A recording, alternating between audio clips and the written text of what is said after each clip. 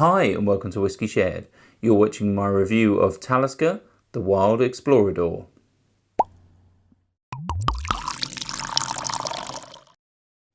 I'm Toby and you're watching Whiskey Shared. Welcome to my review of Talisker, the Wild Explorador. This is a non-age statement special release from Diageo and it's from 2023. It's from the Talisker Distillery on the Isle of Skye. And this particular whiskey has been finished in a combination of white, ruby and tawny port casks. It retails for around £120 but has recently been on sale in the UK. Should we find out what it tastes like? On to the whiskey. So before I start nosing and tasting, let's have a quick look at the colour. I'd say it's like a pale gold. It's definitely not too light, but it's got a nice shade to it. Let's start with the nose. Right, so the first thing we get with this is like a light peat smoke. There's some sweetness in there, like vanilla.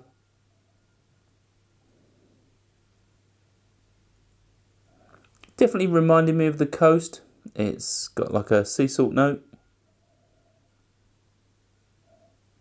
There's also like a hint of vinegar, but it definitely doesn't remind me of salt and vinegar crisps.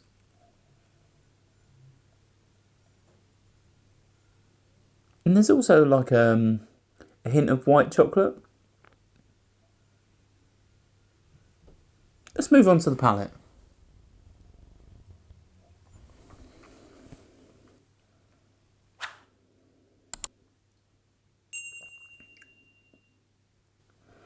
Yeah, so the first thing that I get with this is it's definitely hot. It's hot and spicy. I would say for a cask strength whiskey, it's not massively punchy, but it's definitely heat which you get first. It's not unpleasant heat. It's not like you can't taste any of the other flavours, but definitely heat.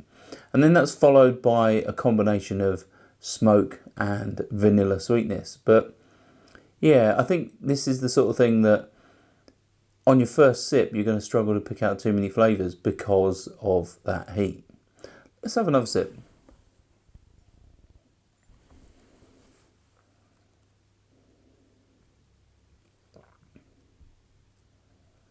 Yeah, so I'm definitely getting like an ashy smoke.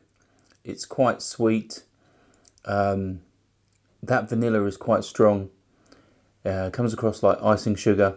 And yeah, it's definitely a sweet peat whiskey. The pepper, that sort of chili pepper, spicy note on the tongue is prevalent throughout drinking this particular dram. But I don't think that's necessarily off-putting. But obviously being cask strength, some people will drink it as it is and some people will water it down.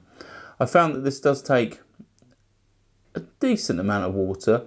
I think obviously everybody's got a different sweet spot, but I find that a good splash of water in this definitely takes away that hit of spice and allows all those other flavours that you can find in the dram to come to the fore.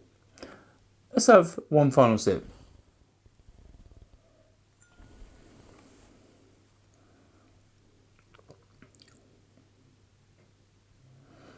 Yeah, so now my palate's getting used to the dram. The spiciness is definitely coming down, and I'm starting to pick out so many more flavours. There's instantly like a fresh coffee note that's really nice. There's also a chocolate note which is nice, slightly creamy. There's some fruit in there like cooked pears, which is really nice and soft. But the saltiness that I picked up on the nose is slightly different on the palate. It's more like a briny note, and although I'd say it's quite obvious, it's not unpleasant at all. I would say that the pepper note is probably the least obvious note now. All those other flavours start to shine, the sweetness, the coffee, the chocolate, and yeah, that saltiness is in the background as well. In terms of finish, well, I'd say this is a very long finish indeed. There's like a smouldering bonfire, that sort of ashy smoke just sort of lingers and goes on for days. There's the sweetness, that vanilla, that lingers there as well. And there's also a touch of dry wood, a hint of nuttiness, and obviously that pepper, which never seems to end. In terms of value, well, I bought this just before Christmas, I think, 2024, so obviously not long ago. And yeah, it was on offer. It was $49.99 instead of a retail of around 120. And I think Diageo special releases have been incredibly expensive for what they are, because Diageo don't really want to give away their unadulterated liquid very often, so they pick some unusual selections from each of their distilleries and put a whopping price tag on, because they know you don't have many options to buy some of their stuff from independent bottlers. But ignoring its real price, I think at £50, which is what I paid for this, I think this is a good example of what Talisker can be. I think the port aging with this, I think, works well enough. I think I probably prefer the Talisker. I think I probably prefer the Talisker 10-year-old, and obviously I would definitely prefer the 18-year-old if I was paying full price for this, because there's a lot more flavour going on. I don't think the high ABV merits this particular whisky being £120 retail, because I don't think you get a much better experience. So yeah, I think this is good value at £50 or less. It has even been a few pounds cheaper than what I paid for it, but it keeps going up and down, and this isn't the only special release that was on offer.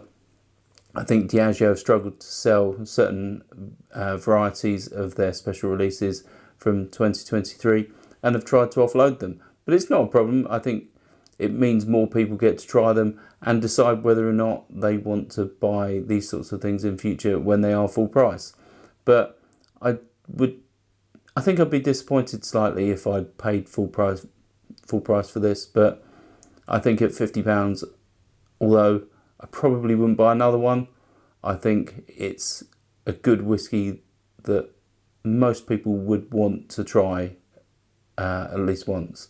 So if it is on offer, and I'll put a link in the description so you can check it out and keep an eye for when it's dropping in price, and hopefully it does drop in price again, then you can grab yourself a bargain, but definitely wouldn't recommend at full price. If you've tried this, let me know in the comments as always, and if not, hopefully you found this interesting, and hopefully I'll see you again soon. Stauncher. I hope you enjoyed this video. If you did, why not give it a like or a comment, and please consider subscribing for more videos like this.